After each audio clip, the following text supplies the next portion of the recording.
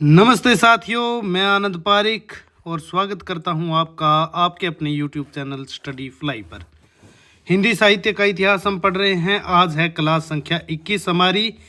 हिंदी साहित्य के इतिहास में हम पढ़ रहे हैं आदिकाल। आदिकाल का भाग है 14 और आदिकाल में हम पढ़ रहे हैं आदिकालीन लौकिक साहित्य।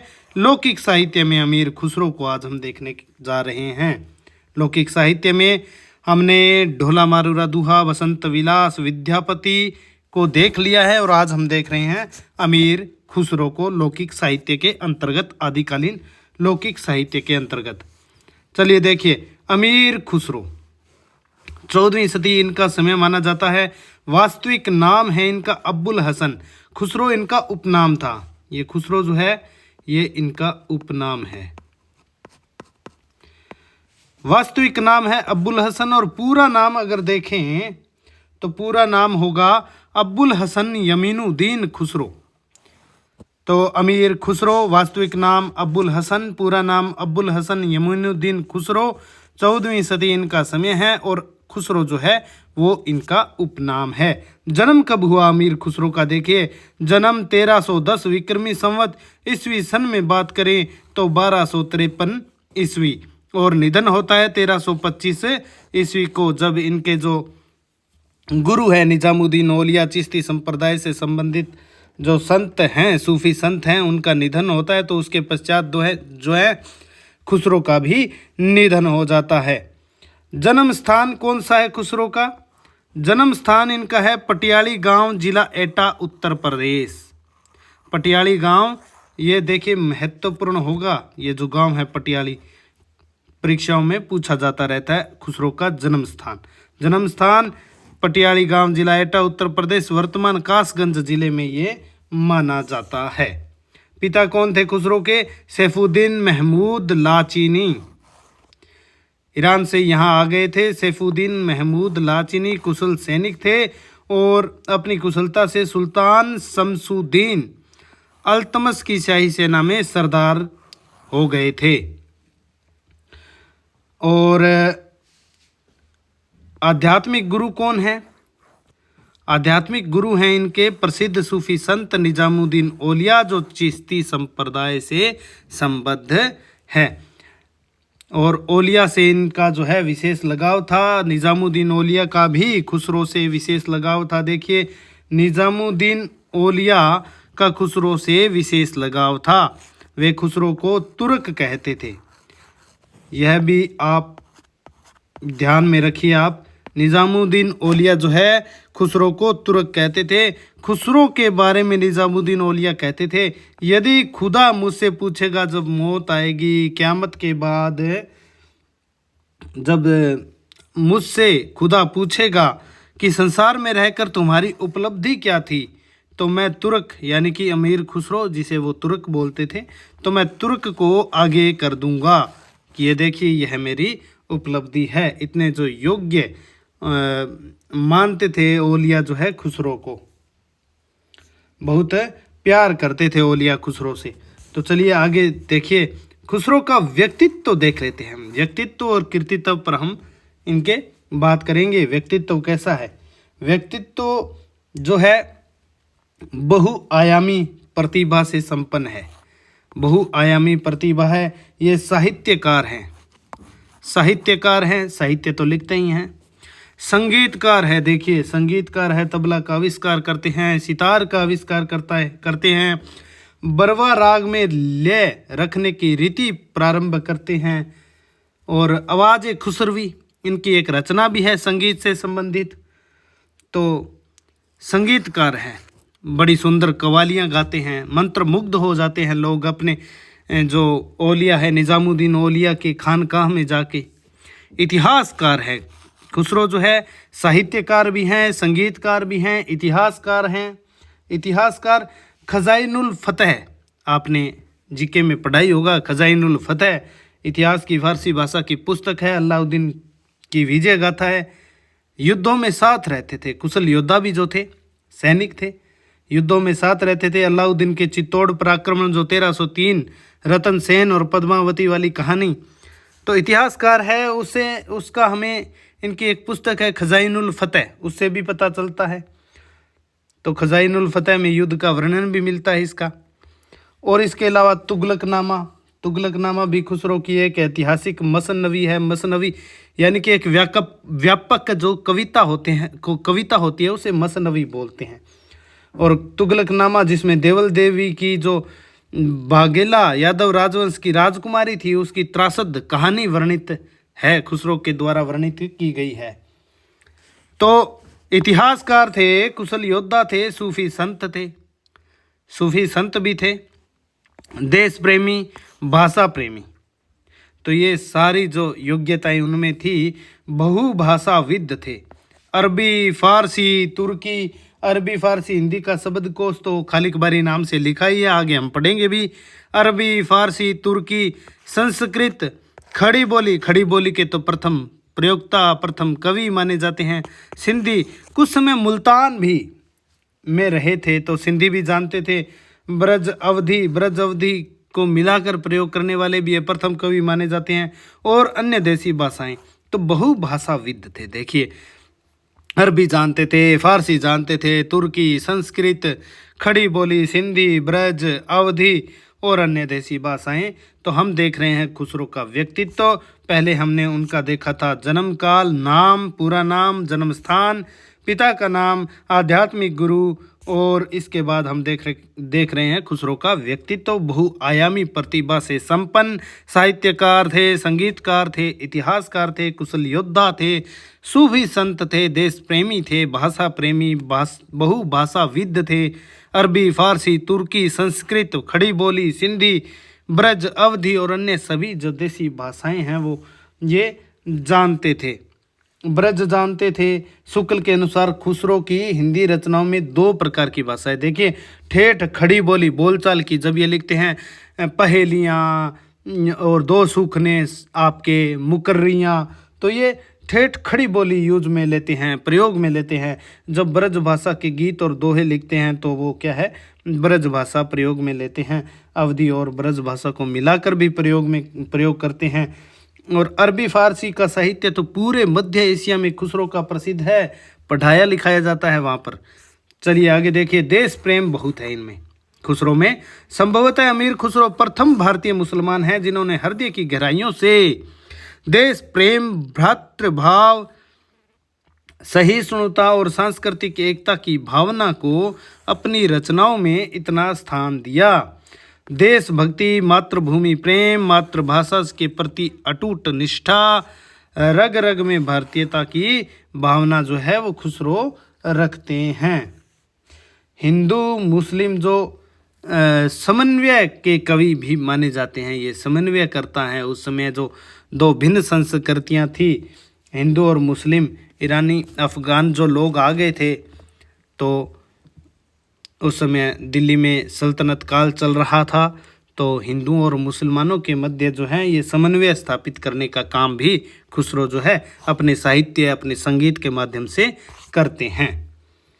अमीर खुसरो के अनुसार भारत जो है पृथ्वी का स्वर्ग है। देखिए, देश प्रेम इनका है, मातृभूमि प्रेम है। तो भारत जो है पृथ्वी का स्वर्ग है। किस्वरे हिंद बस्त बहिसते बजमी। और खुसरो जो है देश प्रेम को अपना ईमान का भाग मानते हैं कि जी देश प्रेम जो है वो ईमान है। ये तो दी जय रसूल आमदाहे काई जय मरा इन हुबे वतन हस्त मज इमाम बेकीन। मसनवी जो नूह सिपहर ये लिखते हैं कि 112 शेरों में भारत का यशोगान किया गया है। पूरा का पूरा जो नूह सिपहर का जो तीसरा अध्याय है उसके जो 112 शेर हैं उनमें भारत का यशोगान किया गया है। और नूह सिपहर में ही ये अपने को हिंद की तूती जो है वो कहते हैं। चलिए आगे चलिए। खुसरो महान संगीतकार भी थे। परंपरागत भारतीय संगीत और ईरानी संगीत के मेल से अनेक नवीन राग रागनियों का आविष्कार इन्होंने किया, जैसे कि ख्याल देख लीजिए, तराना, कव्वाली जो आजकल हम गाते हैं, कव्वाली गाते थे ये। जब दिन में वो राजाओं के आश्रयदाताओं के कसीदे पढ़ते हैं तो मुग्ध कर देते हैं और नित नई उपाधि ले लेते हैं। और रात को अपने गुरु ओलिया के खानकाह में ख्वाली पढ़ते हैं तो सुनने वाले जो हैं वो मंत्रमुग्ध हो जाते हैं, भाव विह्वल होकर जो है रोने लगते हैं। ऐसी कव्वालियाँ उन्होंने गाई है। बड़ी ही सुंदर खुसरो की आवाज़ मानी जाती थी, बहुत ही सुंदर गाते थे, सुर के बड़े धनी थे। तो भारतीय संगीत और ईरानी संगीत के मेल से अनेक नवीन राग रागिनियों का आविष्कार किया खुसरो ने, और जो इनकी समन्वयवादी प्रकृति का जो है वो परिचायक है। ये जो है इनके समन्वयवादी प्रकृति का परिचायक तत्व जो है माना जाता है कि ये जो है दो संस्कृतियों के मेल से जो है मेल को जो है वो मेल करवा रहे थे। देखिए, नवीन वाद्य यंत्र सहतार सितार जो भारतीय वीणा है और ईरानी जो तंबूरा है उसका मिश्रण माना जाता है। हिंदू मुस्लिम शैली का वाद्य यंत्र माना जाता है सितार। ढोलक और पखावज, इन दोनों के मेल से तबले का आविष्कार जो किया वो भी खुसरो ने किया। तो ये खुसरो का एक व्यक्तित्व देखिए, बहुत ही शानदार व्यक्तित्व के धनी वो माने जाते हैं। अब देखिए आगे, ये बलबन के दरबार में उसके पुत्र मुहम्मद को के काव्य विनोद के लिए, काव्य विनोद मनोरंजन के लिए नौकर रखे गए थे। फिर धीरे धीरे प्रतिभा थी, व्यक्तित्व के धनी थे, तो धीरे धीरे बढ़कर राजकवि हुए। डॉक्टर रामकुमार वर्मा का ये कथन है खुसरो के विषय में। ये बचपन में ही सूफी संत निजामुद्दीन औलिया के शिष्य हो गए थे। ये निजामुद्दीन औलिया जो है वो चिश्ती संप्रदाय से संबद्ध कवि है। इनकी उपाधि खुसरो सुखन है, जो ख्वाजा इज्जुद्दीन द्वारा दी गई थी। और किस उम्र में दी गई थी इन्हें? 12 वर्ष की अवस्था में ये उपाधि इन्हें दी गई थी। खुसरो ने 12 वर्ष की अवस्था में ही शायरी करना, शेरो शायरी करना इन्होंने आरंभ कर दिया था। वह 20 वर्ष की अवस्था में इनका पहला जो है वो दीवान जो है फारसी भाषा में लिखा गया था। अब हम देखते हैं अमीर खुसरो के उपनाम क्या क्या हैं। देखिए क्या क्या ये परीक्षा की दृष्टि से मोस्ट होगा उपनाम इनके। देखिए अमीर खुसरो के उपनाम, पहला तूती ए हिंद। खुसरो ने स्वयं को कहा। नूह सफ़ीर जो इनका मसनवी शैली में रचित है उसमें इन्होंने स्वयं को तूती ए हिंद कहा है। खुसरो ने स्वयं को कहा है कि कोई बात मुझे पूछनी है तो हिंदवी में पूछो। तो अमीर इन्हें कहा है जलालुद्दीन खिलजी ने। तोता ए हिंद अलाउद्दीन खिलजी ने। तुर्क ए अल्लाह अलाउद्दीन ने। और तुर्क सीधा कहा है निजामुद्दीन औलिया ने। महाकवि या कवियों में राजकुमार इन्हें कहा है इतिहासकार ईश्वरी प्रसाद सिंह ने। तो तूती ए हिंद खुसरो ने स्वयं को कहा। अमीर कहा जलालुद्दीन खिलजी ने। तोता ए हिंद कहा अलाउद्दीन खिलजी ने। तुर्क ए अल्लाह कहा अलाउद्दीन खिलजी ने। तुर्क सीधा कहा निजामुद्दीन औलिया ने, जिसके बारे में हम पीछे चर्चा कर चुके हैं। महाकवि या कवियों में राजकुमार इन्हें कहते हैं इतिहासकार ईश्वरी प्रसाद सिंह। खुसरो को खड़ी बोली हिंदी का प्रथम कवि माना जाता है। अमीर खुसरो की भाषा खड़ी बोली हिंदी है। और आदिकाल के अंदर जो है खड़ी बोली को काव्य भाषा बनाने वाले प्रथम कवि कौन है? अमीर खुसरो। अगर पूछ लिया जाए कि आदिकाल में खड़ी बोली को काव्य भाषा बनाने वाले प्रथम कवि कौन हैं, तो वो हैं अमीर खुसरो। डॉक्टर रामकुमार वर्मा ने खुसरो को अवधी भाषा का प्रथम कवि कहा है। ये देखिए, ये भी बहुत ही मोस्ट होगा आपके लिए कि किस विद्वान ने खुसरो को अवधी भाषा का प्रथम कवि कहा है, तो वो हैं डॉक्टर रामकुमार वर्मा। तो डॉक्टर रामकुमार वर्मा ने खुसरो को अवधी भाषा का प्रथम कवि कहा है। खुसरो जो है वो हिंदू इस्लामी समन्वित संस्कृति के प्रथम कवि एवं प्रतिनिधि कवि जो है वो माने जाते हैं।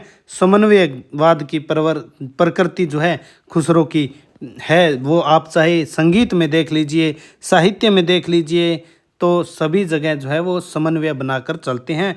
हिंदू और इस्लामी संस्कृति के समन्वय के प्रथम कवि और प्रतिनिधि कवि जो है वो माने जाते हैं। कौन? खुसरो।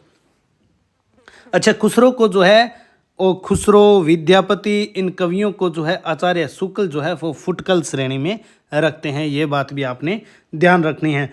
खुसरो ने खालिक बारी लिखकर, खालिक बारी खुसरो की रचना है, और खालिक बारी लिखकर अरबी, फारसी और हिंदी की त्रिवेणी को जन्म दिया। ये देखिए समन्वय तो इनमें है ही, अरबी, फारसी और हिंदी की त्रिवेणी को जन्म देते हैं। खालिक बारी लिखकर ये अरबी, फारसी, हिंदी का जो है वो शब्दकोश है। आगे इसके बारे में पढ़ेंगे भी हम। ये अरबी, फारसी और हिंदी का शब्दकोश है खालिक बारी। और डॉक्टर कादरी तो जो है खालिक बारी को खुसरो की रचना मानते ही नहीं है, बाद की रचना मानते हैं। तो अत्यंत प्रसिद्ध रचना है खालिक बारी, आप ध्यान में रखिए। आगे और देख लेते हैं इसके बारे में।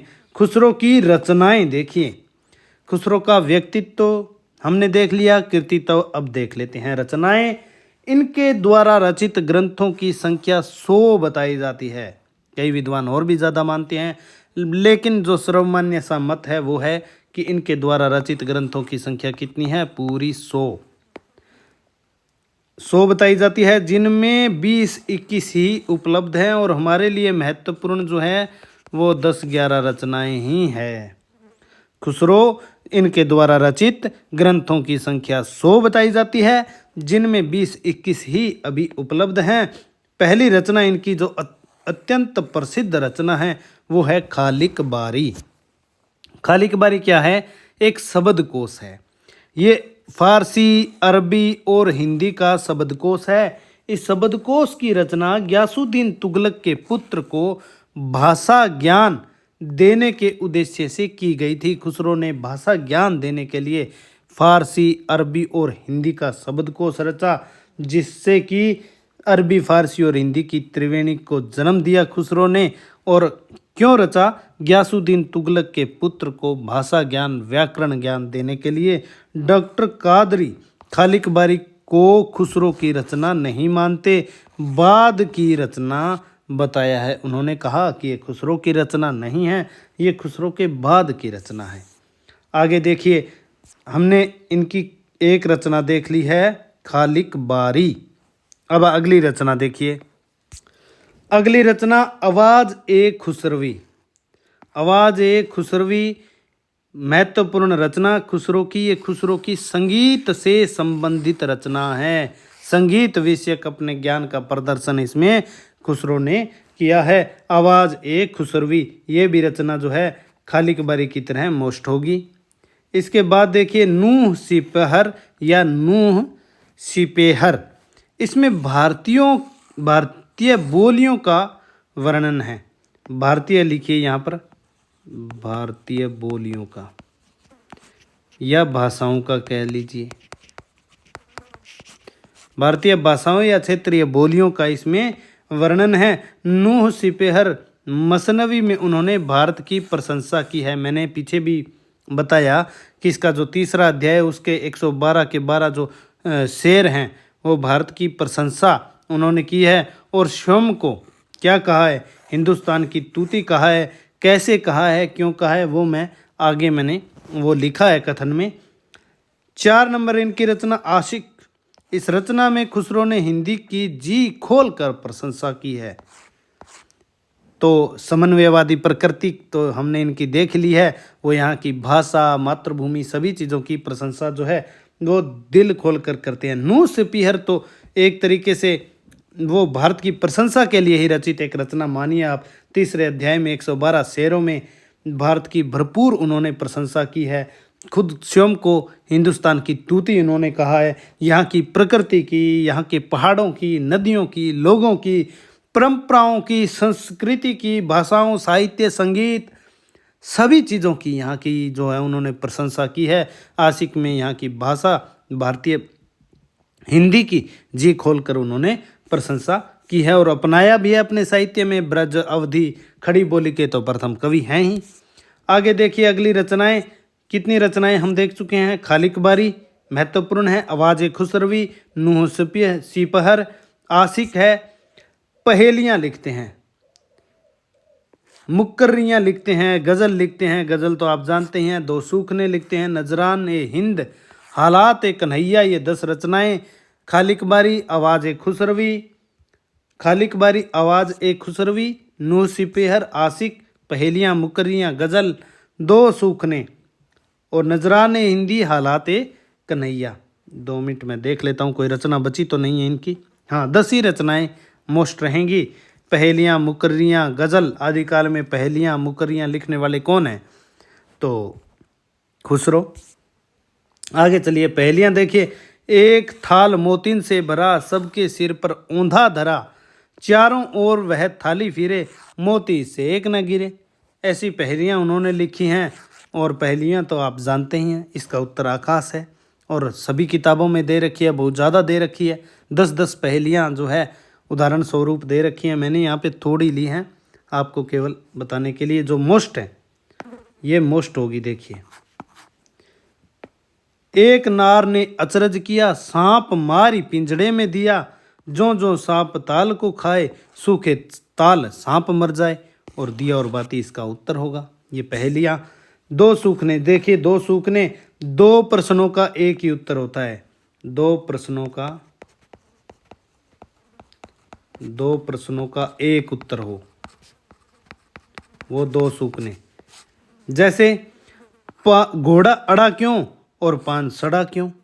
घोड़ा क्यों अड़ गया और पान क्यों सड़ गया? फेरा नहीं था, घोड़े को फेरा नहीं था, घुमाया नहीं था, और पान को भी घुमाकर नहीं यूज किया तो वो सड़ गया। दूसरी देखिए, पंडित प्यासा क्यों, गधा उदासा क्यों? लोटा नहीं था, कि पंडित तो इसीलिए प्यासा था कि लोटा नहीं मिला, और गधा उदासा लोटा नहीं था, लोटपोट नहीं हुआ था वो गंदगी में, तो वो उदासा था। और पंडित भी प्यासा था, लोटे के अभाव में सभी लोटा, और वो फेरा नहीं था, इसलिए वो घोड़ा अड़ा क्यों, पान सड़ा क्यों। तो ये पुस्तकों में बहुत सी आपको मिल जाएगी। नेट पर भी आप सर्च करोगे तो दो सूखने खुसरो के तो बहुत मिल जाएंगे। इसके बारे में ज़्यादा विस्तार से यहाँ लिखने से कोई जो है वो फ़ायदा भी नहीं है। मुकर्रियाँ, मुकर्रियाँ कौन कौन सी हैं? देखिए, मुकर्रियाँ नित मेरे घर आवत है, रात गए फिर जावत है, फंसत अमावस गोरी के फंदा, ए सखी साजन न सखी संदा। नित मेरे घर आवत है, रात गए फिर जावत है, फंसत अमावस गोरी के फंदा, ए सखी साजन न सखी चंदा। तो ये मुकर्री है खुसरो की। तो उन्होंने पहेलियाँ मुकर्रियाँ गज़ल आप जानते ही हैं।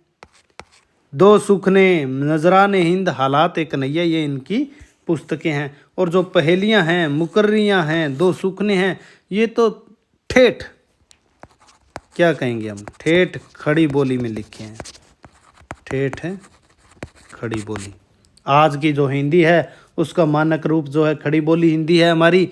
और खड़ी बोली के प्रथम प्रयोक्ता कौन है, प्रथम कवि कौन है? अमीर खुसरो। तो पहेलियाँ मुकर्रियाँ और दो सुखनों में खड़ी बोली का इन्होंने प्रयोग किया है। चलिए आगे देखिए, अमीर खुसरो की रचनाओं का संकलन। रचनाएं हमने देख ली, तो संकलन कौन कौन से हैं इनके? देखिए, अमीर खुसरो की हिंदी रचनाओं का प्रथम संकलन जवाहरे खुसरवी के नाम से 1918 ईस्वी में मौलाना रशीद अहमद सालेम ने अलीगढ़ से प्रकाशित इसे करवाया। पहला संकलन देखिए हिंदी रचनाओं का, खुसरो की हिंदी रचनाओं का। ये की वर्ड है, ये तो आपने याद ही रखने हैं। प्रथम संकलन किसका? हिंदी रचनाओं का। किस नाम से? जवाहरे खुसरवी के नाम से। कब? 1918 में। किसने? मौलाना रशीद अहमद सालेम ने। और कहाँ से? अलीगढ़ से प्रकाशित करवाया। तो प्रथम संकलन जवाहरे खुसरवी के नाम से 1918 में मौलाना रशीद अहमद सालेम ने अलीगढ़ से प्रकाशित करवाया। अमीर खुसरो की हिंदी रचनाओं का द्वितीय संकलन, दो ही संकलन है। पहला तो मौलाना रशीद अहमद सालेम ने जवाहरे खुसरवी, और दूसरा 1922 ईस्वी में ब्रजरतन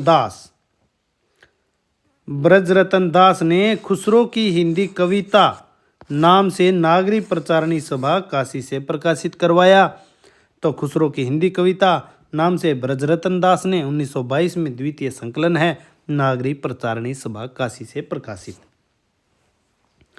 अब हम रचनाएं देख चुके हैं, उनके संकलन किस किस ने संकलन किया वो देख चुके हैं। खुसरो के विषय में विशेष तथ्य हम देख लेते हैं। खुसरो ने गुलाम खिलजी और तुगलक जो है तीन अफगान राजवंश और 11 सुल्तानों का समय देखा। गुलाम में वो थे खिलजी और तुगलक, 3 जो राजवंश है, 3 अफगान राजवंश है, उनका उन्होंने जो है समय, और 11 सुल्तानों का समय उन्होंने देखा। तो 11 सुल्तान बलबन हो गया, मुहम्मद हो गया, केकुबाद, जलालुद्दीन खिलजी, अलाउद्दीन खिलजी, मुबारक शाह खिलजी, गयासुद्दीन, इस तरीके से उन्होंने जो है वो इनका समय देखा। खुसरो की अधिकांश रचनाएं जो हैं अलाउद्दीन के राज्यकाल की हैं। जो अधिकांश रचनाएं इन्होंने रची वो अलाउद्दीन के शासनकाल में इनकी रचित मानी जाती है। 1298 से 1301 ईस्वी तक इन्होंने 5 रोमांटिक जो है मसनबियाँ लिखी। मसनवी, लैला मजनू, खुसरो सीरी, इस तरीके से इन्होंने कुछ मसनबियाँ लिखी। और 5 जैसे नूह सिपीहर है, ये रोमांटिक मसनबियाँ पंचगंज के नाम से जो हैं वो प्रसिद्ध हैं।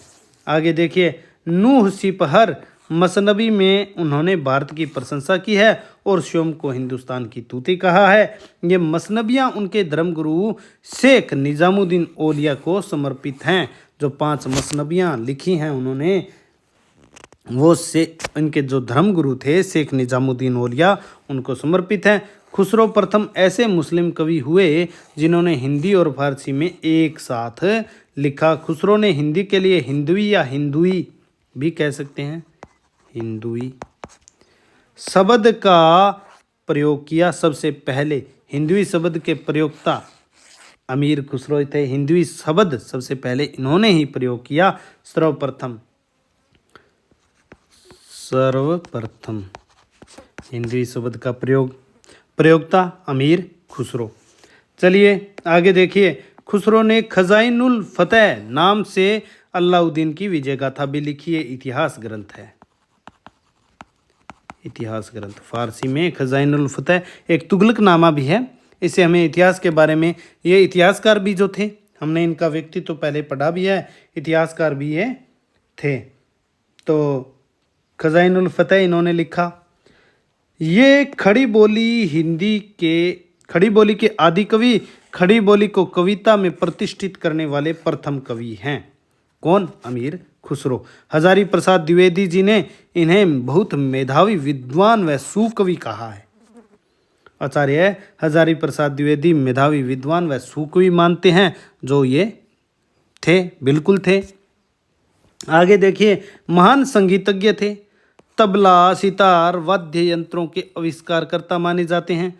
तबले का आविष्कार इन्होंने किया, सितार का आविष्कार इन्होंने किया, ख्याल का संगीत में, गायन में ख्याल, तराना, कव्वाली का आविष्कार किया।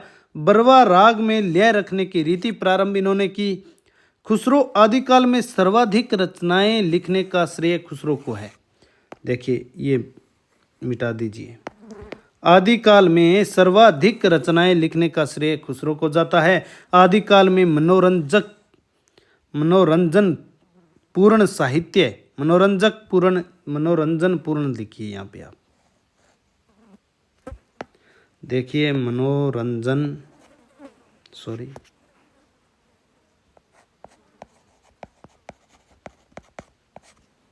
साहित्य लिखने वाले कवि कौन हैं? वो भी खुसरो है। ब्रज और अवधि को मिलाकर काव्य रचना करने का आरंभ जो है वो इन्होंने ही किया, यानी कि खुसरो ने ही किया। आगे देखिए, अमीर खुसरो की प्रसिद्ध पंक्तियां देखिए आप। चै मन तूतिये हिंदुम अर्प रास्त पुंसी, जे मन हिंदुई पुरुष ता नाज गोयम। अर्थात यही वह है जो नूह सिपेहर में स्वयं को क्या कहते हैं? हिंदुस्तान की तूती कहते हैं। चै मन तूतिये हिंदुम अर रास्त पुंसी, जे मन हिंदुई पुरुष ता नाज गोयम। अर्थात मैं हिंदुस्तान की तूती हूँ।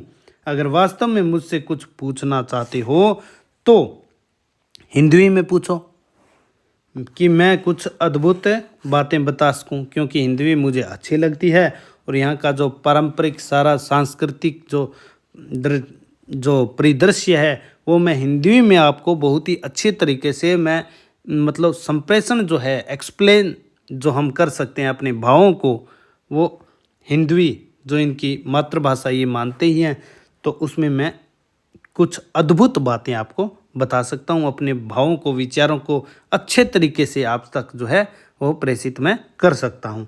इसलिए मैं हिंदुस्तान की तूती हूँ। अगर वास्तव में मुझसे कुछ पूछना चाहते हो तो हिंदी में पूछो, जिसमें कि मैं कुछ अद्भुत बातें बता सकूं। आगे देखिए, गोरी सोवे सेज पर महत्वपूर्ण पंक्तियां देख रहे हैं खुसरो की। गोरी सोवे सेज पर मुख पर डारे के, चल खुसरो घर आपने रेन बही चहूं देश। गोरी सोवे सेज पर मुख पर डारे केस, चल खुसरो घर आपने रेन बही चहूं देश। अब निज़ामुद्दीन औलिया के निधन पर ये बातें कही। निधन हो गया है अब जो है, तो रेन जो बही चहूं देश, अब अंधेरा हो गया है चहूं और जो है पूरे देश में जो है वो रेन बही चहूं देश। और तो खुसरो तुम भी अपने घर चलो, स्वयं से कह रहे हैं वो, चल खुसरो घर आपने अपने घर चलो, गुरु चले गए वहीं अपना घर है। ये पंक्तियां खुसरो ने अपने गुरु निज़ामुद्दीन औलिया के निधन पर कहीं। मेरा जोबना नवेलरा भयो है गुलाल, ये भी इनकी महत्वपूर्ण पंक्ति है। मेरा जोबना नवेलरा भयो है गुलाब, बड़ी कठिन है डगर पनघट की, ये एक अन्य पंक्ति है इनकी। बिल्कुल बहुत ही जो है वो आधुनिक भाषा का इन्होंने आदिकाल में प्रयोग किया।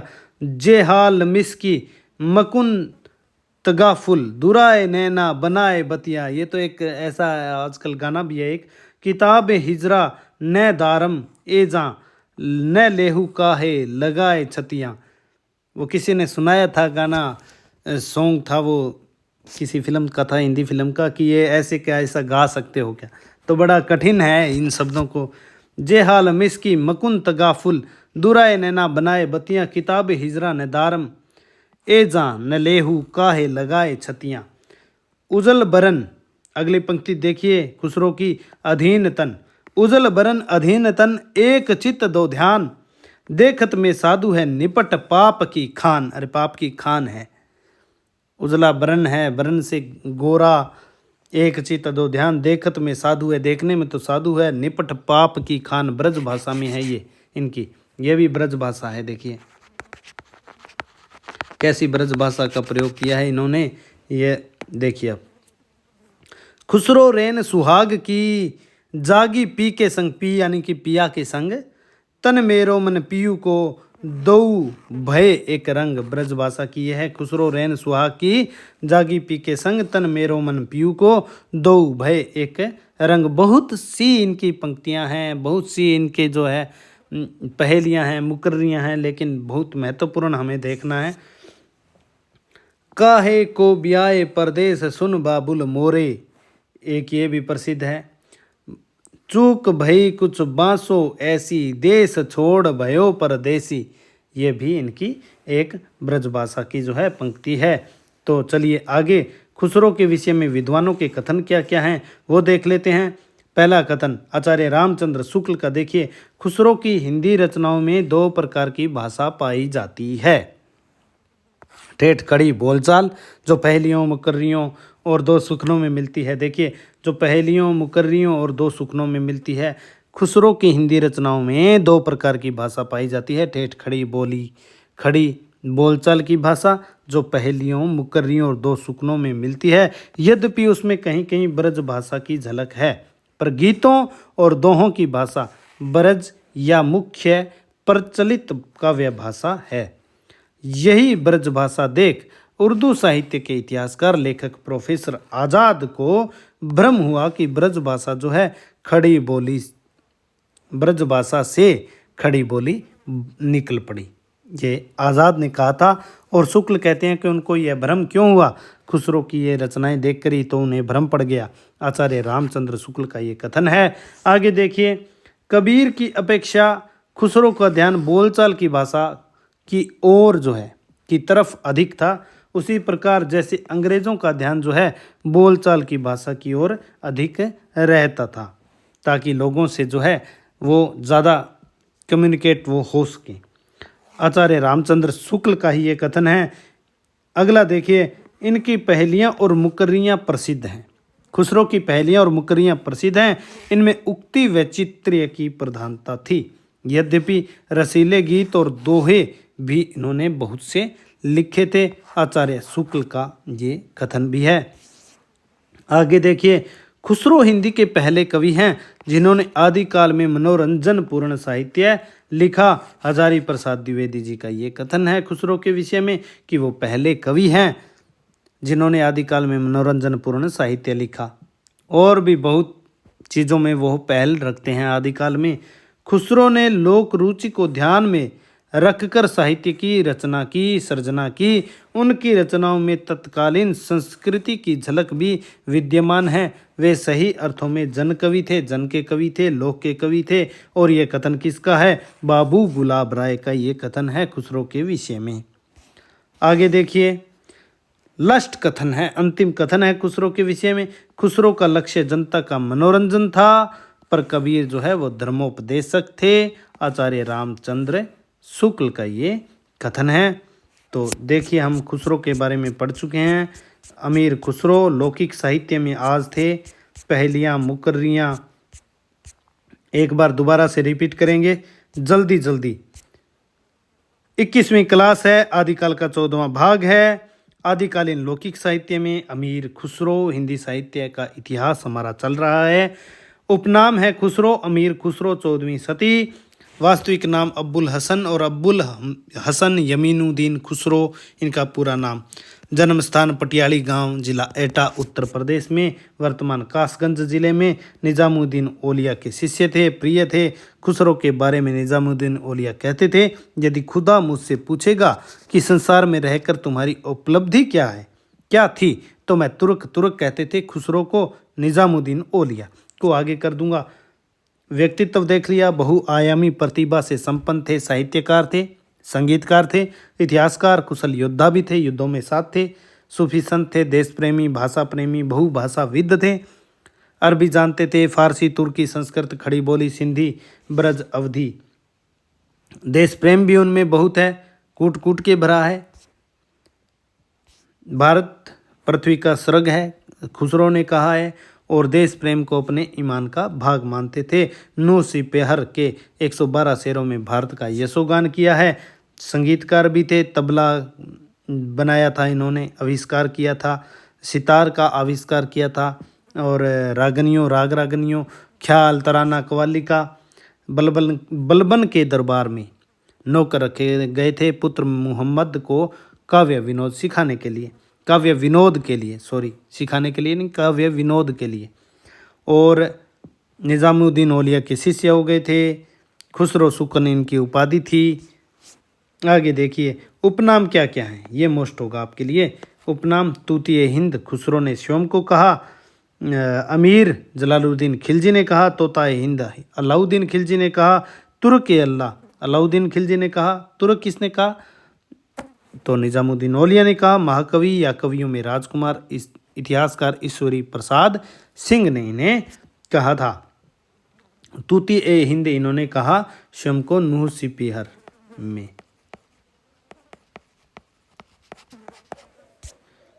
खुसरो को खड़ी बोली हिंदी का प्रथम कवि भी माना जाता है।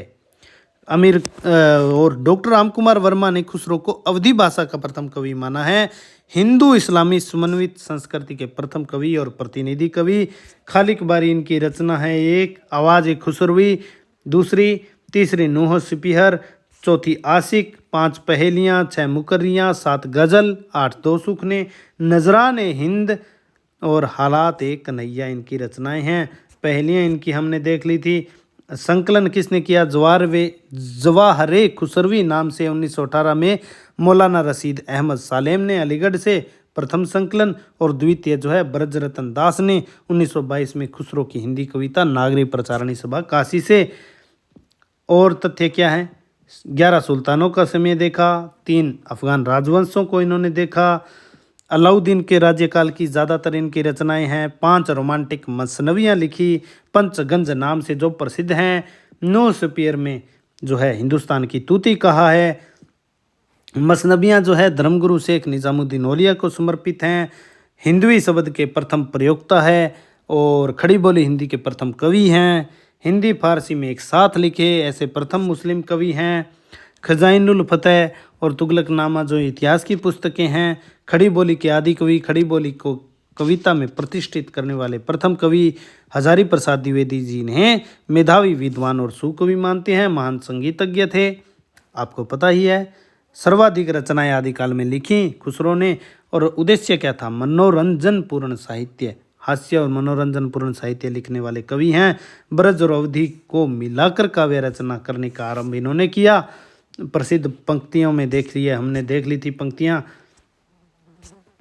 और कथन भी हमने जो हैं वो इनके देख लिए। तो आज की ये क्लास यहीं समाप्त करता हूँ। अगर आपको ये क्लास पसंद आई है और हमारा जो है हिंदी साहित्य का इतिहास पढ़ाने का आपको जो है तरीका अगर पसंद आया है तो ज़्यादा से ज़्यादा इस चैनल को आप लाइक कीजिए, शेयर कीजिए। हम जो है फ्री में निःशुल्क जो है वो पूरा का पूरा हिंदी साहित्य का इतिहास जो है आपको पढ़ाने वाले हैं।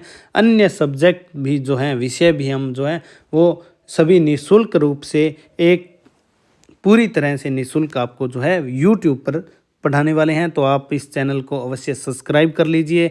वीडियो अगर पसंद आए तो इसे लाइक कीजिए, ज़्यादा से ज़्यादा शेयर कीजिए, ज़्यादा से ज़्यादा बच्चों को जो है वो इस चैनल से जोड़िए। जो first grade RPSC first grade, RPSC second grade, UP TGT PGT, किसी भी राज्य की जो स्टेट के टीजीटी पीजीटी नेट जीआरएफ का एग्ज़ाम देने की जो तैयारी करने वाले छात्र हैं, विद्यार्थी हैं, अध्येता हैं, उन्हें इस चैनल से आप ज़्यादा से ज़्यादा जोड़िए। ये हमारा विनम्र आपसे हाथ जोड़कर निवेदन है। और गलतियां हो जाना स्वाभाविक है। कोई त्रुटि रही हो भाषा से संबंधित लिखते समय, कोई मेरे नोट्स में जो मैंने हाथ से बनाए हैं, ये सारे के सारे पहले मैं तैयार करता हूँ इन्हें लिख के, उसके बाद में साथ साथ लिखने में देखिए समय की ज़्यादा जो है वो खर्च समय ज़्यादा हो जाता है और इसीलिए ये पहले से मैं तैयार करता हूँ। तो कोई त्रुटि रही है, कोई गलती रही है तो उसके लिए मैं क्षमा प्रार्थी हूँ। इन्हीं शब्दों के साथ इस क्लास को आज यहीं विराम देते हैं। कल हम पढ़ेंगे अब लौकिक साहित्य में हमारा रह गया एक तो संदेश राशक और प्राकृत पेंगलम को, हम दोनों ग्रंथों को अगली क्लास में देख लेंगे। उसके बाद जो है आदिकालीन गद्य साहित्य और आदिकालीन अपभ्रंश साहित्य। फिर एक क्लास के अंदर हम सारे के सारे को रिवीजन करेंगे। आदिकाल के विषय में जो महत्वपूर्ण तथ्य है वो देख लेंगे और प्रीवियस ईयर की जो परीक्षाएं हैं उनमें पूछे गए क्वेश्चंस जो हैं वो एक क्लास में हम देख लेंगे हिंदी से संबंधित। तो तब तक के लिए नमस्कार, धन्यवाद।